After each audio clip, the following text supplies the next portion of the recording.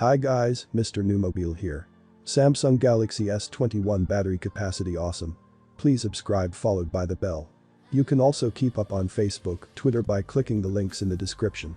Samsung is just about done when it comes to flagship phones in 2020. We think so it's time to turn our attention to what it has in store for 2021. The next top-tier Samsung phone could be called the Galaxy S30 or the Galaxy S21, whatever the name of the handset. It looks as though the high-end Ultra version of the phone is going to come packing a battery with a rated capacity of 4,855 mAh, that equates to a typical capacity of around 5,000 mAh, which is the figure that manufacturers usually use for their marketing and specs lists. That would put the Galaxy S21 Ultra battery exactly on a par with the one in the Galaxy S20 Ultra. That doesn't mean actual battery life would be the same though screen size, power efficiency and various other factors all play a part. We're hoping Samsung would be able to make some internal tweaks to eke out more life from the same capacity. If Samsung sticks to its traditional annual schedule, then the Galaxy S21 phone should be making an official appearance around February time, though like everything else at the moment, the tech calendar is in a state of flux. That's still a few months off, but we've already come across plenty of rumors, leaks and speculation about what's in store for Samsung's next flagship phones. Will these handsets come with super fast 65W charging? Could they feature in-screen cameras? What we can say with a certain degree of confidence is that the new phones will get a bump in terms of their performance and the quality of the camera array, and we would expect multiple models to appear, as with the Galaxy S20 line from this year. Samsung will know it can't afford to stand still with its flagship phone series. The Pixel 5, the iPhone 12 and the OnePlus 8T are all launching in the next couple of weeks, which means Samsung will have plenty of high-end competition by February.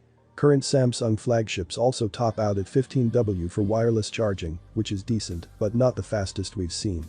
In that respect, OnePlus again leads the way, having introduced 30W wireless charging that's twice as fast on its OnePlus 8 Pro.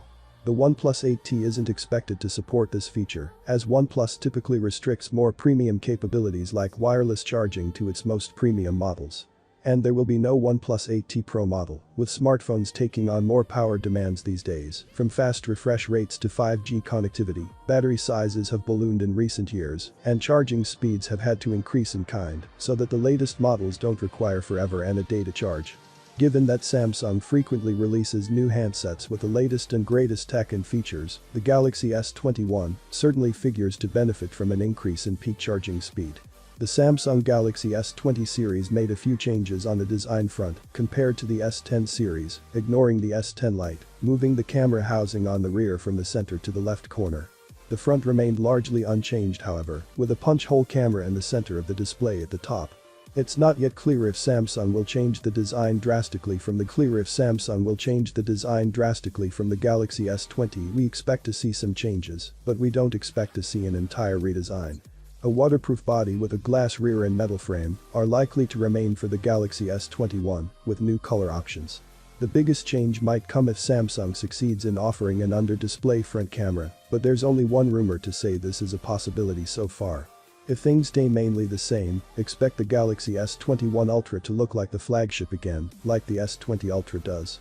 The Samsung Galaxy S20 has a 6.2-inch display, the S20 Plus has a 6.7-inch display, and the S20 Ultra has a 6.9-inch display.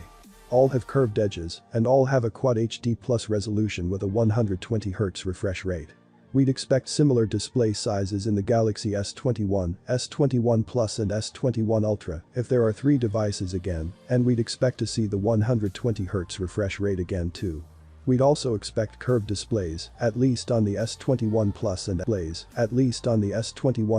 S21 Ultra.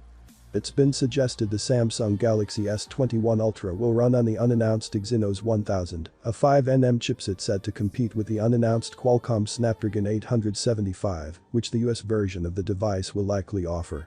As for the standard Galaxy S21 and S21 Plus, it is currently unclear what chipsets will power them, but the Exynos 990 name still unconfirmed, has been suggested.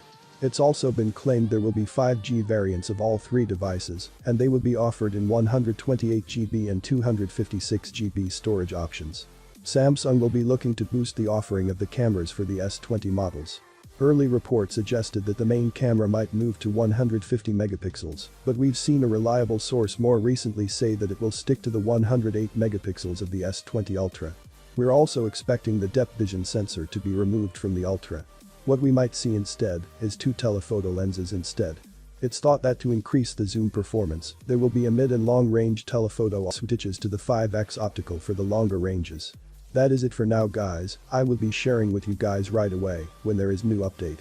Well, having been said, please subscribe, like the video, comment. Thanks for watching, see you on my next video.